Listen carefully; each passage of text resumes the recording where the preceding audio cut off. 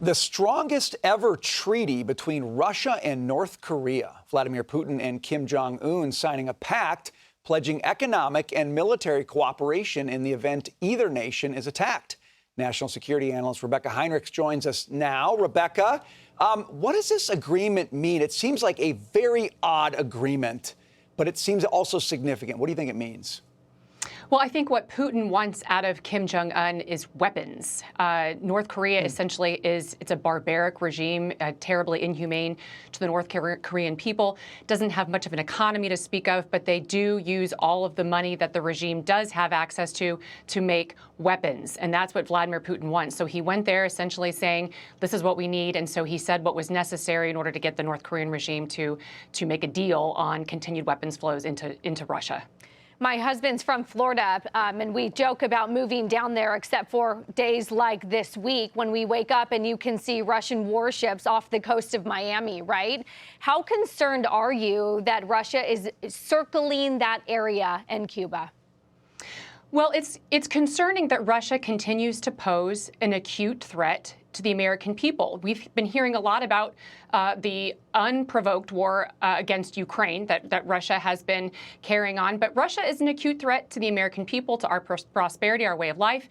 And so they are able to, deploy weapon systems that can reach the American homeland. I'm encouraged that the U.S. military has come out and said, listen, we don't think that this particular submarine poses a threat to the American people right now. And the reason that's true, though, is because it's the American military that has been going alongside. It's our warships that have been trailing these Russian warships, making sure the Russians understand that they dare not harm or even threaten to harm the American people.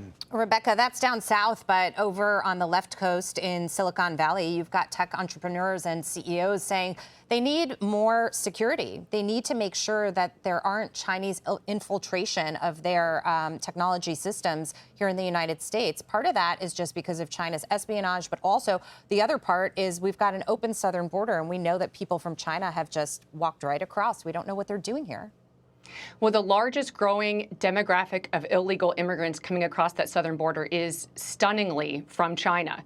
And so we do have a Chinese problem, espionage inside the United States, literally physically Chinese nationals walking across the border.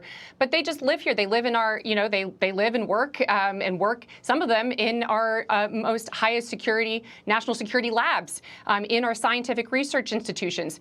And we are in a new Cold War. We were just talking about Russia, but Russia's been collaborating with the Chinese and now the North Koreans and the Iranians. There is a new axis of authoritarian countries that are threatening the United States and our allies. Last point on this. There is the G7 meeting. And if you notice, Japan, all the way over in the Asia-Pacific region, is now leaning forward pretty significantly in support of Ukraine. So there is this growing, closer relationship with democratic sovereign nations that want to stand together with the U.S. against this growing authoritarian axis. Rebeccah Heinrichs, really helpful analysis. Thanks for being with us today. Thanks for having me.